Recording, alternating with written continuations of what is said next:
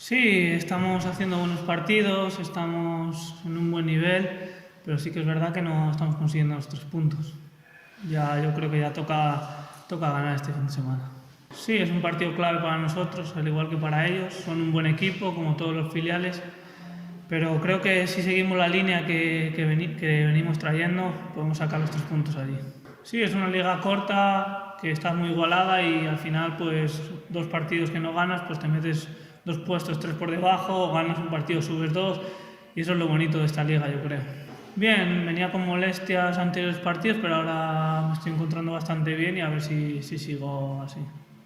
Lo que te decía, yo creo que el equipo lleva una buena línea de juego, estamos teniendo ocasiones, estamos metiendo goles. Sí que es verdad que no estamos consiguiendo los 3 puntos, pero yo creo que tenemos que seguir esta línea.